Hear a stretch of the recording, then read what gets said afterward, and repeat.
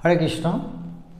তো আজকের গল্পটি হলো একটি বিষয়াসক্ত মানুষের গল্প, যিনি সারা জীবন তিনি স্ত্রী, পুত্র, পরিবার, দোকান ইত্যাদি করেই তিনি ব্যস্ত ছিলেন। তিনি জীবনে ভগবানের নাম গান কীর্তন করেননি, হরিনাম করেননি,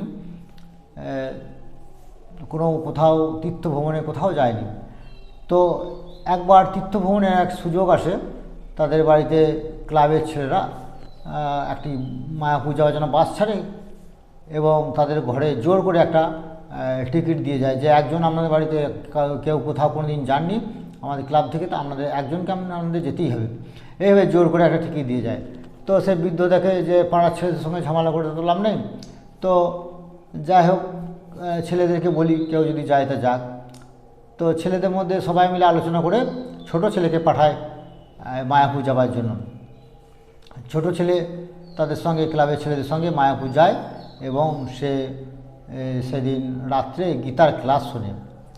রাত্রিবেলা 8টার সময় যে গীতার ক্লাস হয় সেখানে সেই শ্লোকটি তখন আলোচনা হচ্ছিল, অন্তকালে চ মামে বস মন মুক্তা কলে বড়, অর্থাৎ মৃত্যুর সময় যিনি ভগবানের নাম স্মরণ করতে করতে মারা যান তিনি ভগবানের ভাবিত হন। তো সে এই কথাটিতে সে শুনল এবং সে যখন বাড়ি এলো, বাড়ি গিয়ে এসে কিছুদিনের মধ্যে দেখলো যে তার পিতৃদেব বৃদ্ধ পিতা মৃত্যুশয্যায় শায়িত আছে। তো সে তখন মায়াপুর থেকে যেটা শিখে এসেছিলো, গীতার বাণী শিখে এসেছিলো, সে সেটা অ্যাপ্রোচ করার চেষ্টা করলো। সে বাবাকে বলল যে বাবা তুমি হরিনাম করো, তুমি ভগবানের নাম কীর্তন করো। কারণ সে জানলো যে মৃত্যুকালে যদি হরিনাম করে তাহলে সে উদ্ধার পেয়ে যায়। তো সে তখন তার বাবা বলল যে ও তো ছোটো কাকা তুই রয়েছিস, তা আচ্ছা মেজো কাকা কোথায় রে? তো মেজো ছেলে তার কাছেই ছিল, সে বললো এই তো বাবা আমি এখানেই আছি। তো তুমি এক কাজ করো, ভাই যা বলছে তাই করো, তুমি হরিনাম করো, হরে কৃষ্ণ মহামন্ত্র জপ করো। তো সে বৃদ্ধ বলল ও তুইও আছিস সেখানে, আচ্ছা তো বড় খোকা কোথায় রে? তো বড় ছেলেও সেখানে ছিল। সে বলল বাবা এই তো আমি এখানে আছি, তুমি এক কাজ করো, তুমি ভাইরা যা বলছে তাই করো, তুমি হরে কৃষ্ণ মহামন্ত্র জপ করো, হরে কৃষ্ণ কৃষ্ণ কৃষ্ণ হরে হরে রাম রাম রাম হরে হরে, এইভাবে তুমি জপ করো, মনে মনে জপ করো।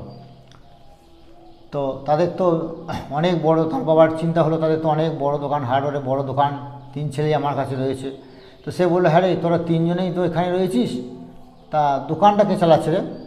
হ্যাঁ, তো সেই বড় ভাই বললো যে আচ্ছা দোকান তো বন্ধ আছে, তুমি মৃত্যুশয্যায় শায়িত আছো, তো আমরা সবাই আমরা চলে এসেছি, দোকান এখন বন্ধ আছে, তুমি বাবা হরিনাম করো।